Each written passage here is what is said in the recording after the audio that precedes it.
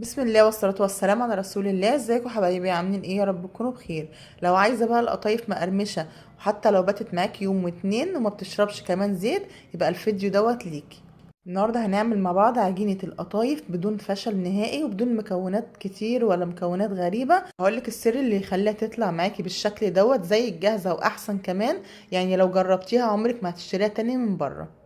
هنحشيها مع بعض وهقولك كمان ازاي تقليها وتطلع معاكي مقرمشه وتطلع بالجمال ده وما تشربش معاكي زيت نهائي. وعايزه اسمعكم بقى صوت القرمشه بتاعتها بجد والله. بصوا يعني مش قادره اقول لكم، حتى والله العظيم انا عامله الفيديو دوت بقاله يومين. القرمشه بتاعتها لحد دلوقتي والله زي ما هي. بتمنى الفيديو دوت يعجبكم تستفادوا منه، ولو استفدتي بقى من الفيديو ما تبخليش عليا بلايك، ولو انت لسه اول مره تشوفي قناتي يا ريت تشتركي في القناه عشان يوصلك مني كل جديد. يلا بقى بينا كده نسمي بالله ونصلي على رسول. اللهم صل وسلم على سيدنا محمد وعلى اله واصحابه اجمعين. اول حاجه كده انا هعمل النهارده 3 كوبايات من الدقيق، وعليهم كده معلقه كبيره هرميه كده من النشا. زي ما انتم شايفين كده هنخلهم بس كده كويس. وبعد كده هنبدا نضيف الاضافات البسيطه بمعلقه الشاي الصغيره. معلقه كده ممسوحه من الخميره الفوريه، ونص معلقه من البيكنج باودر، ومعلقه كده وربع من السكر، ونص معلقه صغيره من الملح. كل بمعلقه الشاي الصغيره. هقلبهم كده مع بعض، ودي كده المواد كده بتاعتنا الجافه. فاضل بس الميه. هنبدا بقى كده نحطه كوبايتين الاول، وبعد كده هنقلب ونزود. هي هتاخد معانا من 3 كوبايات ل3 كوبايات وربع، ومعلقه ممكن تاخد 3 بس حسب العجينه بتاعتك. هنبدا كده نقلب فيها كده واحده واحده بالتدريج، ومش هنستخدم خلاط ولا اي حاجه. مش محتاجين خلاط خالص. كده لو عملتيها في الخلاط هتضطري برضو تصفيها، واحنا كده هنصفيها. فمش محتاجه خلاط ولا توسخي خلاط ولا تعملي اي حاجه. بصوا كده هي كده في الوقت ده تقيله. انا مش عايزه احط الميه بمره واحده، يعني عايزه كده يعني اقلبها بالتدريج كده عشان نربي عرق برضو للعجينه. اهم حاجه في العجينه دي ان انت تقلبي فيها كويس. لو تلاحظوا كده بتوع القطايف بره بيبقوا ماسكين كده معلقه كبيره كده، ويفضلوا كده يقلبوا في العجينه كده من تحت لفوق كده عشان خاطر تديهم نتيجه حلوه. خلاص العجينه كده انا قلبتها كويس. هبدا اختبرها. هجيب كده معلقه وبعد كده هعمل بصبعي كده خط. لو لقيت الخط لم بسرعه يبقى العجينه دي خفيفه قوي. ما لمش كده وبقى بالشكل كده تبقى العجينه مظبوطه، او ممكن تكون تقيله شويه. انا حسيتها تقيله. يعني انا هوريكم القوام بتاعها دلوقتي كده واحنا شغالين. هي بتبقى العجينه بتاعتها اخف كده من عجينه الكريب كده بشويه. وهقولك برضو تعرفيها تختبريها ازاي وانتي بتعمليها على النار. يعني هي لو حتى طلعت منك خفيفة او تقيلة وهي على النار هنقدر نعالجها. انا بقى دلوقتي هعمل الشربات، بس انا هعمل بالزيادة. يعني انتي لو عايزة تعملي على قد بس الكمية ممكن تعملي كوباية ونص بس من السكر او كوبايتين. انا عملت 4 كوبايات. هاخد اللي اخده والباقي هشيله. حطيت على ال4 كوبايات دول 3 كوبايات مية، وحطيت عليهم شريحتين من الليمون، وعود قرفة كده، ده اختياري. وكده في الاخر هنحط فانيليا، او ممكن تحطيها من دلوقتي عادي. بعد لما بتغلي بسيبها كده حوالي 6 7 دقايق لحد ما تتقل معايا بالشكل ده. طبعا دلوقتي ما تبانش انها تقيله، بس بعرفها. ممكن اخد نقطتين ما بين صوابعي وبحس بالملمس بتاعهم كأن صبعي فيه زيت. يعني الصبع كده بيبقى فيه كده حاجه لزجه كده في صبعي. ده كده تبقى هي تقل، انما لو زي الميه لا. انا سبت كده العجينه بتاعتي كده ريحت حوالي نص ساعه. حسيتها كده اللي هي تقلت شويه كمان. فزودتها كده حوالي معلقه ميه. يعني هي العجينه كلها اخدت معايا حوالي 3 كوبايات وربع كده انا بقلبها كده عشان لو في فقاقيع ولا حاجه كده مطرح ما ريحناها مش عايزينها كده وكده القوام معايا. بصوا يعني ولا هو خفيف قوي ولا تقيل قوي. باي بقى كده عندك معلقه، يعني مثلا دي معلقه الايس كريم او اي مغرفه عندك او كوبايه صغيره. ممكن كمان تحطي في اي مثلا شفشق عندك كده يكون ليه بوز وتصبي منه. المهم ان انت والله يعني لو انت جربتي هتلاقي نفسك عرفتي تعمليها وما فيهاش اي تعقيد ولا حاجه. ومن 3 كوبايات دي عملنا يجي كيلو قطايف. والله العظيم يعني احلى من بتاعت بره ب1000 مره.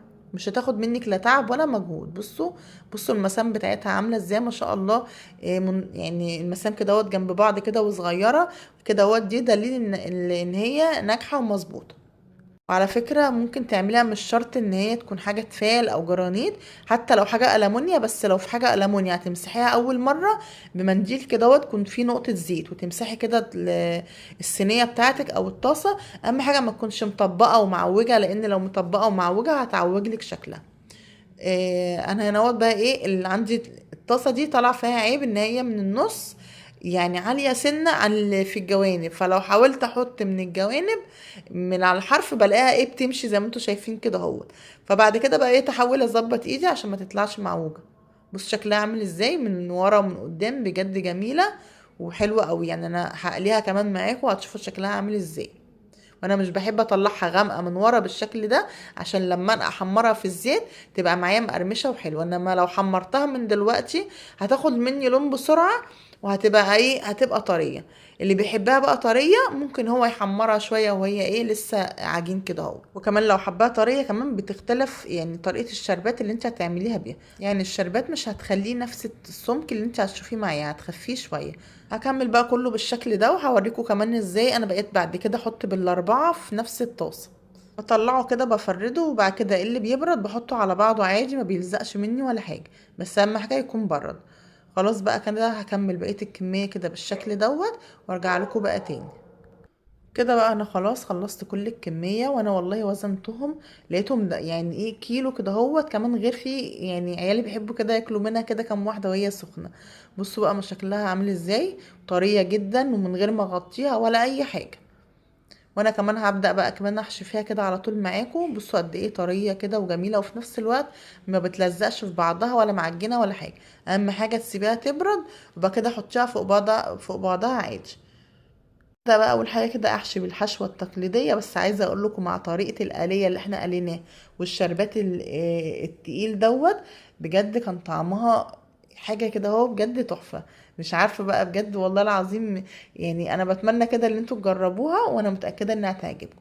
هبدا بقى كده ايه احشي فيها. وعايزه اقول لكم مفيش واحده هتتفتح منك، عشان العجينه بتاعتنا مظبوطه. التسويه بتاعتها مظبوطه، وما شاء الله بجد والله العظيم يعني تحفه. انا من ساعه ما عملتها ليا كام سنه بعملها في البيت، ما بقتش اشتريها تاني من بره. لانها في الاخر يعني مش بتوفر لي فلوس بس، لا هي بتديني نتيجه احلى، طعمها احلى. الاولاد بيحبوها اكتر من التانية بكتير. خلاص انا بعد ما حشيت بقى هنبدا بقى نعمل القرطاس كده او الكونو. بصوا بيتقفل بطريقه سهله ازاي. الطريقه دي احسن، بتخليه ما يتفتحش معاكي وانتي بتقليه. بمسكه كده بصوا خدوا بالكم بقى انتم من اللفه، وانا ايه ههدي كده المقطع بيتقفل معناه مظبوط. لو العجينه مش مظبوطه عمره ما هيمسك في بعضه بالشكل ده. هنا بقى كنت بوريكم ان هي طريه ازاي ان انت تقدري بس تطبقيها وتتفرد تاني عادي. بضغط عليها كده وبتفضل معايا ثابته. وهوريكم كمان هتتقلى معانا ما تتفتحش ولا حاجه على النار. جبت بقى بتاعت بره بقى يعني بص هتغلبك قبل ما تتقفل بالشكل ده. اكمل برضو كله بالشكل ده كده وارجع لكم بقى تاني. كده بقى خلصت وهروح على البوتاجاز كده بقى بسرعة، عشان كنت ايه مستعجلة وعايزة اعمله. هبدأ بقى كده حطيت شوية زيت كده في الطاسة، وهبدأ اقلي. اهم حاجة بقى الزيت في الاول كده يكون سخن قوي. فنزلت كده بيهم في الزيت وهو سخن، وبعد كده بدأت ايه اخلي النار متوسطة. هياخد بقى معانا كده لون، وفي نفس الوقت كده هتبقى مقرمشة. وعايزة اقولكم والله بتدوب كده في البق ده وبان. حمرها بقى كده كويس، وهطلعها الاول على مصفى قبل ما انزل عليها بالشربات. وبعد كده تصفي الزيت بتاعها. هنزل بقى في الشربات التقيل. لو انت حباها تكون مش ناشفه كده قوي، يعني هي مش ناشفه بتوجع السنان، هي مقرمشه وفي نفس الوقت خفيف. بصوا بقى الشربات اللي انا عملته لما برد عمل ازاي. هدي بقى كده شويه. فانا طبعا مش هاخد الشربات ده كله عشان ما بوظوش كله او يعني ابهدله. فطبعا احنا عايزين نشيل بقيه الشربات يكون نضيف. هجيب بقى برطمان نضيف كده وافضي فيه بقيه الشربات. بصوا عامل شبه العسل كده إيه ما شاء الله، يعني بيبقى حلو ايه في الحلويات بالذات المقليه. هطلع بقى كده احط على طول على الشربات. لو انت بقى عايزاه يكون مش مقرمشه زي كده هتخلي الشربات بتاعك اخف من كده شويه. بقلبها كده وبسيبها كده يعني ايه اقل كده من دقيقه، يعني عبال ما اللي في الطاسه التانيين يجي يكونوا هيخرجوا. بكون انا طلعت نقله تانية يعني من الطاسه، بحط ده بدل ده. اهو زي ما انتم شايفين. عايزه اقولك والله خفيفه ومش شاربه زيت كده، هو شبه اللي كنا بنجيبها من بره. بتاعت بره كنت بحسها عامله شبه السفنج، اول ما نحطها في الطاسه كانت بتشرب كميه الزيت اللي في الطاسه. خلاص بقى انا كده بعد ما قليت الكميه اللي انا حشيها، هبدا اقلي بقى ايه اللي احنا عاملينها شبه القراطيس ديت. باكد كده عليها بس كده على القفل بتاعها وانا بحطها، وما شاء الله بجد والله ما في واحده اتفتحت مني. برضو يعني هسيبهم كده ايه ياخدوا لون، وابدا اقلبهم مع الجنب التاني وهطلعهم. اطلعهم برضو على مصفى الاول ثواني كده، احس يعني لو في زيت ولا حاجه يصفيه، وبعد كده اطلعهم على الشربات. ويعني هنشوفوا مع بعض هنعمل ايه. هنعمل لهم برضو كريمه حلوه، وتقدري كمان تبدلي الحشوه زي ما انت حابه. هكمل بقى الباقي كله زي ما انتم شايفين، وبرضو نفس الحكايه عملت في الشربات كده وهطلعه اصفيه. طبعا في ناس بيحبوا يحشي القطايف جبنه وبسطرمه وحاجات كده، تقدري تحشيها الحشوه اللي انت حباه. بس انا بصراحه يعني كنت عاملاها يوم مستعجله، وعملت بقى بالحشوات اللي متاحه عندي. خلاص كده اهوت. انا بعد ما عملت الشربات، بعد ما خلصت يعني في الشربات وحطها في مصفى الصفة، طبعا فضيت البولة دي وغسلتها ونضفتها، حطيت فيها مكانها بقى نص كوباية كده من الكريم جانتيه. ضربتهم بالشكل ده. لو انت حابة ما تعمليش بكريم جانتيه، تقدري تعملي بالقشطة اللي هي الكذابة اللي احنا بنحشي بيها الكنافة والجلاش، برضو تحشيه بنفس الطريقة كده اهوت. هبدأ بقى كده ايه، اجيب قمع وحطيت فيه يعني كيس حلواني وحطيت فيه قمع، وبدات احشي بالشكل ده كده اهوت. وكان عندي بقى الفستق كذاب دوت او بديل الفستق، انا مش عايزه اقول عليه فستق كذاب لان بجد طعمه حلو جدا. هبدا بقى كده احط كده اهوت على القطايف بالشكل ده. يعني بجد كاني جايباها من افخم محل حلواني. جربوها باذن الله وانا متاكده انها هتعجبكم. بس يا ريت بقى كده لو وصلتوا معايا لحد هنا بالله عليكم ما تنسوا اللايك، ولو انت لسه ما اشتركتش معايا في القناه طبعا يشرفني اشتراكك. مقرمشه جدا، وهي باينه من غير ما اسمعكم الصوت قد ايه هي مقرمشه وخفيفه بجد، وطعمها لذيذ جدا. وباتت لتاني يوم والله فضلت على نفس القرمشه بتاعتها بجد ونفس الطعم. بجد يعني تستحق التجربه. انا نفسي ادوقها لكم بس مش عارفه. يا رب الوصفه بتاعت النهارده تكون عجبتكم وتكون نالت رضاكم. وان شاء الله نعمل مع بعض وصفات حلوه كتير، وهنعمل مع بعض عجينه كمان الكنافه هتعجبكم جدا. يا رب الفيديو يكون عجبكم، ما تنسوش بقى تعملوا لايك واشتراك للقناه. اشوفكم باذن الله في فيديو جديد ووصفه جديده، والسلام عليكم ورحمه الله وبركاته.